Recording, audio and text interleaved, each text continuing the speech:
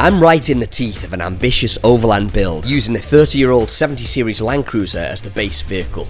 Battling against the elements and darkness of British winter, as well as time, with a ferry booked to ship me and the Land Cruiser over to Spain to begin a 7,000-mile off-road odyssey. It's safe to say I have my hands full with this build. Working out of a back lane garage in my hometown in the north of England, the race is on to get this cruiser ready for the road ahead. My roster of tasks is daunting. This list includes a full driveline overhaul with new prop shafts and U-joints, new wheel bearings front and back all round, a total overhaul of the braking system with new calipers and discs, rebuilding my starter motor, some bottom end engine work, and a power steering hydraulic system overhaul, alongside a myriad other smaller tasks. On top of that, I have a whole host of new accessories to fit, and fabrication work to complete, including a new winch for recoveries, new custom wing mirrors, a new stainless steel water tank and water system, and a brand new auxiliary electrical system driven by Redarc technology and lithium batteries. All this is going to contribute to my dream overland vehicle,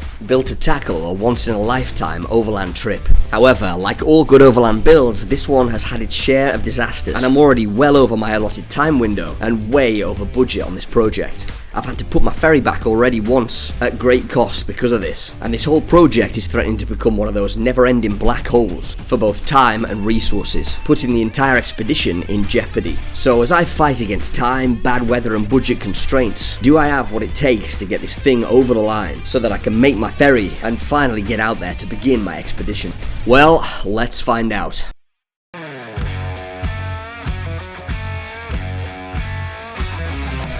What you're looking at here is my Land Cruiser engine sump. This is the part that sits at the very bottom of the engine and holds all of the oil. It's the lowest point of any engine and acts kind of like an oil reservoir, supplying the motor with oil for all its components during operation and holding all the engine oil at the bottom when the vehicle is turned off.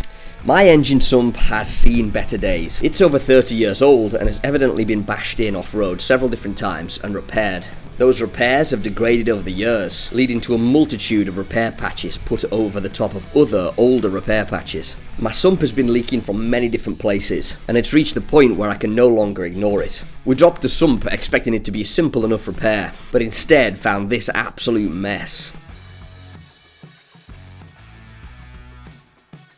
Never seen a man dig through a sump with a screwdriver before. Bit of a sump dig, you know what I mean? I wonder what kind of metal that is. God, it's just layer upon layer of rotten, oily ass steel. Look at that. That's gross. Let me get a bigger tool. The result of all this has meant that the cruiser has been out of action for weeks now. I'm unable to drive it or even pull it backwards and forwards out of the workshop. With a very small space in which to work, this has severely limited what I've been able to accomplish on this project. So, with the sump situation, we ended up deciding that the sump is just not economically viable to repair. It was too far gone. I'll show you why. So this is the old sump here, and I had this repaired several times while I was on the Pan American Highway. So it's had a crack all along here and it's been welded up in a seam. So the seam's gone there, there and there. I also had a leak out of here as well. So I had that welded up a couple of times, it didn't work. When I was in Peru, in Cusco, we got kind of stuck there with various different mechanical issues, and I had him try to fix this once and for all. He welded this again, it didn't work. He actually brazed, I don't know why, with brass, this, and that didn't work either. So I kept going back to him and saying, like, what you're doing is not working, right? So at that point, he decided to put a whole sheet on here, which covered all of this. I think his thought was that he could probably get a better tack all the way around rather than on these pieces that were rupturing. But what actually happened here was everything kept leaking into this sheet, and it got so full of oil that it was just kind of leaking out through the sides where the welds were a bit spotty. So to repair something like that is borderline impossible with the tools that I have. I think that I would have had to have cut it out all the way around and made up a new plate. Welding steel of this gauge, it's very, very thin, is difficult at the best of times. Never mind when you need it to hold oil. I'm not a professional welder, obviously, so yeah, we decided that it was just not viable. I ended up having to buy one, and so this is the brand new sump. So as you can see, real nice, fresh beast. Nicely powder coated and ready to fit. I'm gonna have to take this sensor off of the side here, it's broken actually, it doesn't work, but obviously that's a big old hole, so I'll have to fit that up onto there with whatever gasket is in there. I'm hoping it will actually work out okay, and I can hopefully use this bolt. I unfortunately forgot to order a spare bolt and use that as the sump plug, so we're gonna get that fit up today. I want to go under there, clean all the mating surface off, and we'll get it filled up with oil, change the filter, and we'll hopefully get this beast running again by the end of today. Let's do it. Right, so we're going to get this side plate off of the old sump here. I selected the right socket piece and got to work breaking and undoing the 4 bolts that held this old sensor onto the sump. We'll give this a bit of a blast off with some brake cleaner and clean it off. We don't want to get contamination on the whole thing, so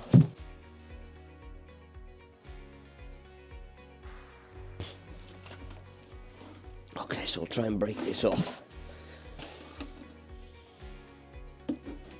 Oh no, there you go, pops off. Right, so that has no gasket. That's the beast itself, so what we'll have to do is clean up that mating surface and just use a gasket maker to seal that up, which is fine by me, honestly. Okay, so we'll get the new sump out. This is the beast. Make sure this fits up into it. It's going to want to go onto that side. So it actually fits right in there. Yeah, perfect, like for like. So clean up the mating surface of this and get this one bolted up, because that's going to mean that it can hold oil. Alright, so I've gotten this thing all nicely cleaned up. Got the mating surface pretty clean as I can get it. So we're going to now install this into the side of the sump. In lieu of any kind of rubber gasket, I just use some high temp gasket maker. There we go. Lovely, so that's got a nice seal on there, I can tell already. I got the bolts located into the holes on the new sump, roughly tightened them in place, and then nipped them up with my spanner.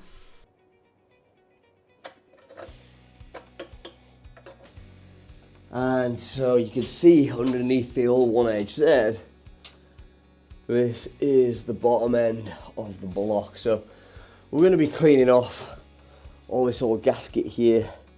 This is where the Peruvian mechanic who last had this off has made the gasket out of white RTV. And so yeah, we'll clean all that off and we'll pull our sump over to here. We'll make the gasket around about here and then we'll fit it up and under the block.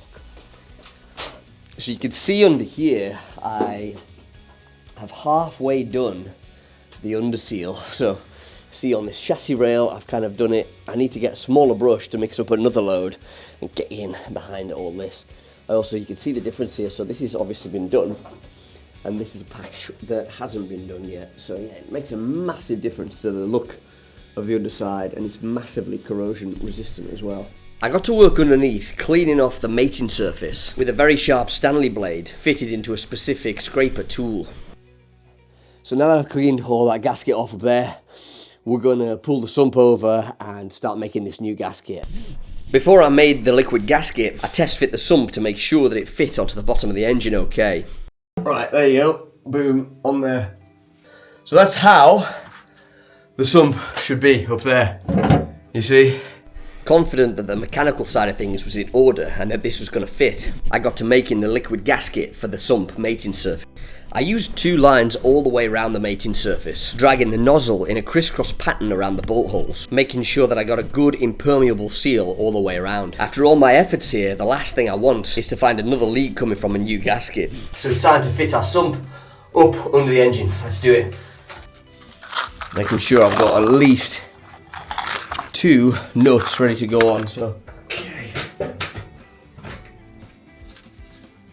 I want to make sure this goes on really nice.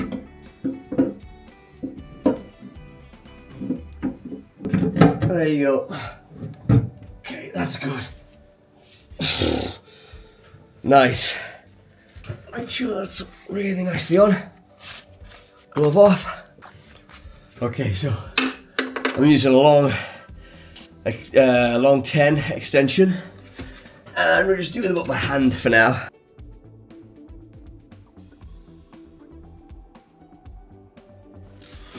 Okay, so I'm just doing up the last few bolts into the bottom of the sump here, and then we're going to go around all of them and just make sure that they're nipped up tight. Not too tight because they're tiny little bolts and I don't want to break them off, but just enough to hold this in place while the gasket's set.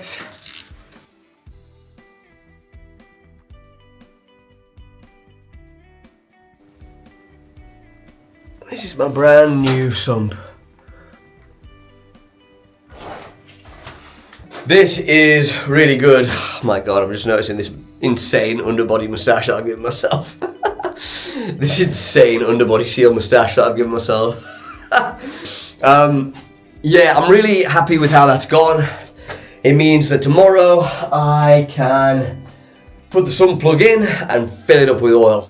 Alright, this is a new day at the garage. We're going to see if we can make an impact today. I have all the oil to do the oil change, so we're going to do the oil change right now, and that will hopefully mean that we can start the cruiser up, which is a massive day. It's been out of action for, I think, 3 weeks now. I haven't had it running for 3 weeks, so yeah, I'm looking forward to getting it running. It means we're nearing kind of the end of the mechanical process of this renovation, so let's get in there and see what we can do. Okay, so I'm going to pull the oil filter right now. We're going to get the oil changed and filled up with new oil and hopefully get the car running under its own steam again, which is really important because I need to be able to pull it out so that I can access that side of it. So we're going to do that now. I actually bought myself a oil filter puller for the first time ever. I've previously used very arcane methods of pulling oil filters, including impaling them on screwdrivers and all that. So I'm going to see how this thing works right now. The idea is that you chuck this on here. You make sure that your ratchet's on loosen and then tighten this thing up around the filter. It should grip on and it should tighten and pull the filter. Yeah, look at that. How cool is that? So, let's see if it's loosened sufficiently. Yeah, so that's now hand tight. God, that's so much easier. Just spill a bit of oil out of there. Most of it's all gone, so that's the old one. God, I tell you what, that is so much easier to have the proper tool. I should have bought that 8 years ago. For my new oil filter, I turned to my most recent delivery from Euro 4x4 parts. It's always a lot of fun slicing into a new delivery from Euro 4x4 to see what cool new parts have sent me this time around. This one contains a couple of service packages for my cruiser. A value pack containing oil, fuel and air filters. I love these packs because they're great value and easy to just add to your basket online without having to search individual part numbers. Euro 4x4 have these value packs available for all 4x4s, and you can find them at euro4x4parts.com, as well as everything else you might need for your 4x4. With the new oil filter attached to the engine, I got right down to the oil change. With the hefty 9.4 litres at 1540 that the thirsty old 1HZ demands. Alright, the moment of truth, I'm going to try to start this Land Cruiser for the first time in about 3 weeks since I pulled it in here and commenced this rebuild. So I've just filled it up with oil, really hoping I haven't forgotten anything. So let's see if we can start this thing and pull it forward. New Shieldman seats for the first time, so nice. Oh my god, those seats are unbelievably nice.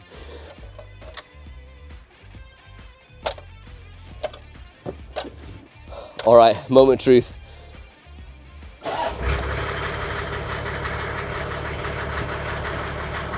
Right on the f***ing button. I love this vehicle. Oh yeah, that's the one, baby. So for this front prop shaft that has a lot of wear on the yoke, I decided that I was going to replace the entire unit because that is not a tolerable amount of wear. So Euro 4x4 parts has sent me the whole prop shaft. This was on the shelf at Euro 4x4, which I found really impressive. This is a 30-plus-year-old vehicle and they had this on the shelf for it, so they could send me it inside of a day. I received it in 2 days and I'm going to be fitting it right now. So to change this prop shaft, you really want to lock in the front hubs because it's going to make it a whole lot easier so that you don't have to use leverage or whatever. You're literally going to be pushing against the weight of the axle when you're undoing these nuts. So let's pull those nuts right now and we're going to change this prop shaft.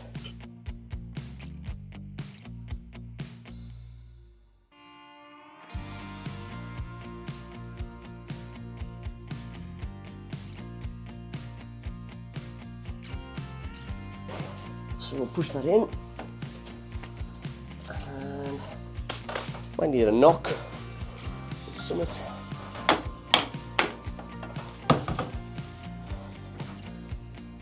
Okay. It's coming off nicely that side. And we'll pull it off here.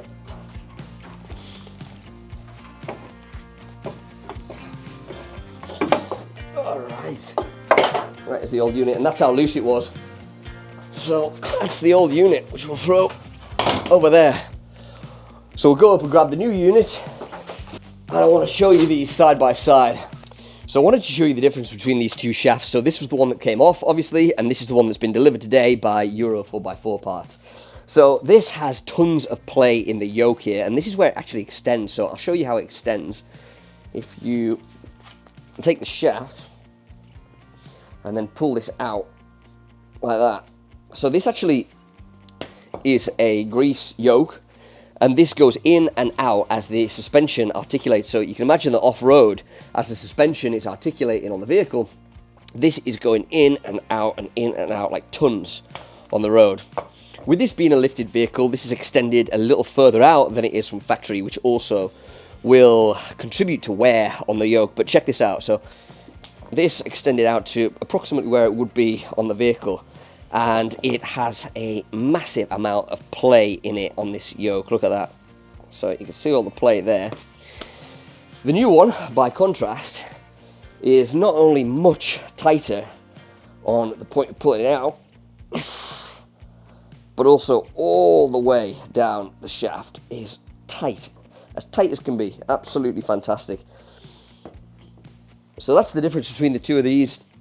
The U-joints are kind of worn as well. These new U-joints are obviously perfect. So it's just a great example of a nice bit of preventative maintenance. This is something that probably would have gone at some point on the trail. It's with a yoke with that amount of play in it.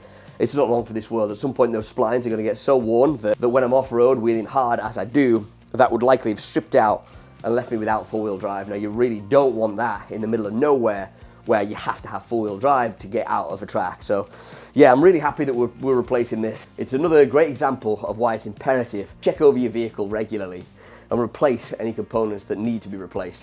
I've just been checking the U-joints on the prop shaft, and I detected a little bit of wear, a little bit of movement in the joint.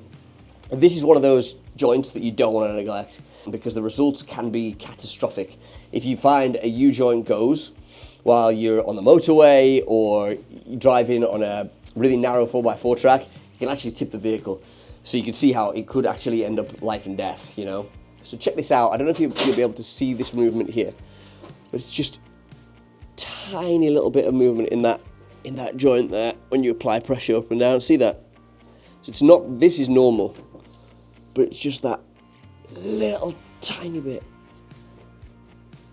of movement there, and it's got it from side to side as well. See around here, you can see that it's actually broken away. So I'm going to be taking this prop shaft off. I will probably have it done by a professional. I've tried to do U-joints myself in the past, and it's never ended all that well for me, to be honest. So I'm going to take this prop shaft off and send it to a place to get two new U-joints on, which I already have from Euro 4x4 parts, and get it balanced as well.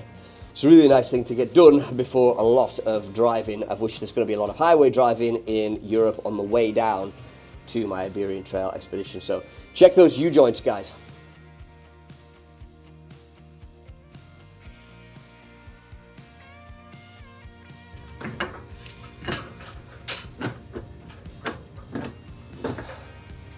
Okay.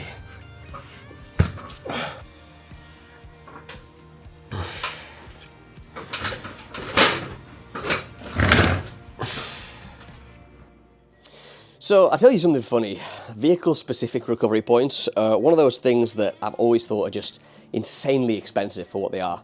They're a piece of substantial steel, yes, but for Land Cruisers, you know, you'll pay 250 quid per point. It's just an inert piece of steel. There's no moving parts on this at all, which I just think is insane. And what you're paying for is the fact that you know that it's going to fit your vehicle, because the bolt holes are correctly spaced. So I refuse to pay that. I refuse to pay almost 500 quid for a pair of freaking pieces of steel like that. And so I went to eBay to find an alternative. I do want a rated recovery point. That's very important because these things have to survive under a whole lot of pressure.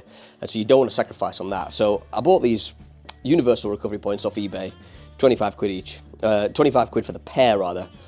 Whole sentence are correct. But the way that it's getting me is this, I'll show you. So this is where this point wants to sit. It's on the underside of my ARB winch bar. The chassis rail is here. And so these are actually built for a recovery point. So check this out. This recovery point fits beautifully right there. But the problem is that because it's not made for this vehicle, the ARB bull bar actually has like this seam here, this welded seam, and it inhibits the recovery point from sitting back nicely against the bull bar and chassis. You see there's like a gap in there of about 12 mil, which I'm not gonna lie is really annoying.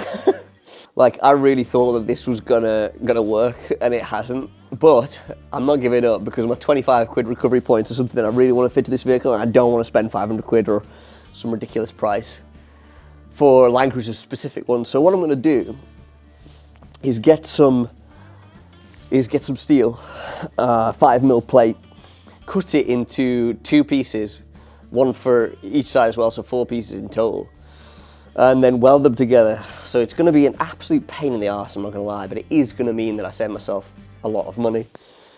So yeah, going to do that now. So this is my 5 mil steel. So it's quite thick, as you can see. That space is 12 mil. So I'm probably going to have to use, well, 2 if not 3 of these per side. I think the pain is going to be drilling through it, because I'm going to want to, oh man, there's going to be a lot of work in this, honestly. So yeah, you can see there, I'm going to mark off where I want to drill in the holes. And then I'll cut these, I'll see how it goes with 2. Really hope I can get away with 2 on each side, and then I'll weld them together all the way around so that there's no kind of capillary effect of water in between these 2 plates when I put them down. So I'll weld on the inside of the holes as well. Yeah, this is definitely going to be a seriously involved job, honestly. It's just one of those things that I'm going to have to commit to because I don't want to spend the money, which is fine.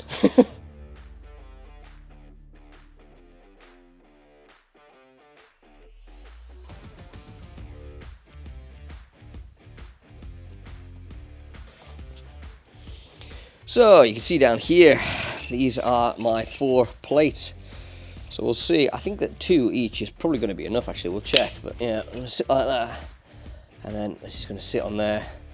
I'm going to see if I can get away with that without cutting them down. I think that I probably will have to cut them down. But yeah, let's see how this fits up onto this side first.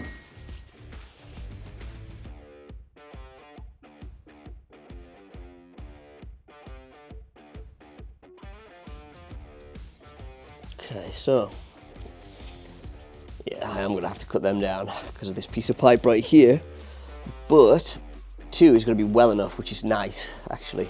Yeah, so that's kind of going to go on there, the other way around, obviously, and that's going to sit on there. It's going to be nice. Going to be a really nice finish and result, and give me 2 like properly rated recovery points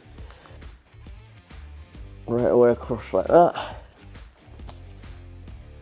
Yeah, so we'll cut them all like that, and then thing is, I don't really want to drill these any more than I absolutely have to, because I'm going to have to use a like stepped drill bit, which is always like really intense, involved stuff, because I don't have proper cutting fluid or anything other than a hand drill. And these holes need to be really accurate, and if they're not accurate, the more I'm going to have to actually core out. So yeah, I want to be pretty bloody accurate with my hole cutting once I've cut these, I think. Let's get to it. Alright, so here's my 4 plates.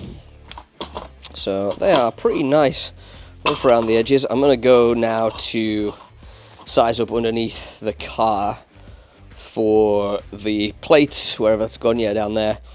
And we'll see how it's looking after that. So we're going to want that to fit onto there. Plate is going to sit nicely into there. Beautiful, almost like it was custom made. This is going to be well hard to mark actually.